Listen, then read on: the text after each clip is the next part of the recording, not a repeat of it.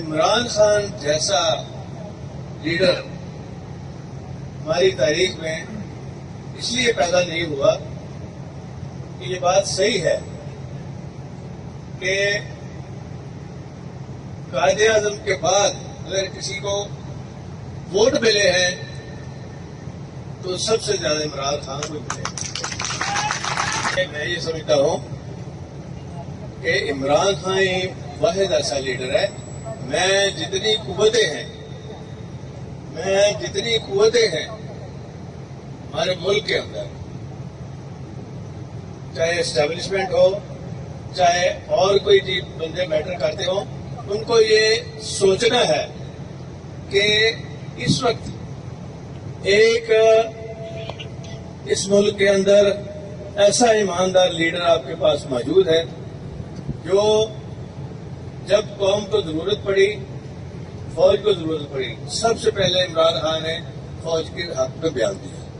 میں نے بھی بیان دیا کیونکہ یہ ہماری فوج ہے اور انہوں نے فتح حاصل کی ہے، شہید ہوئے ہیں.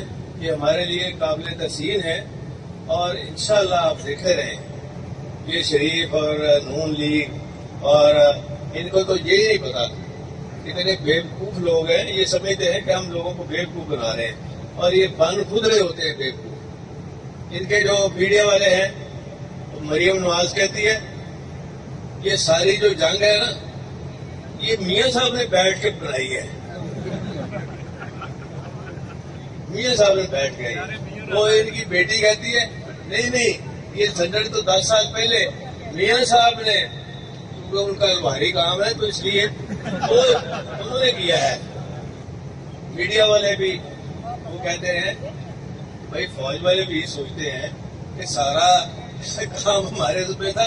اس وقت ایک بندہ نہیں بولا فوج کے حق میں، مودی کے خلاف ایک لفظ نہیں انہوں نے کہا. اور اب جب کہ جنگ جیتی جا چکی تو ہم کہتے ہیں جی کہ یہ تو کام ہی سارا میاں صاحب کرتا تھا. شکر کرو یہ نہیں کہا تھا کہ علامہ اقبال والا خواب بھی نہیں دیکھا تھا. اور دوسرا یہ ہے کہ تھنڈر بھیجنے سے پہلے میاں صاحب کو انہوں نے پوچھا تھا کہ جناب اگلے پہیے جب آپ بتی رکھیے گے شانتی رکھیے.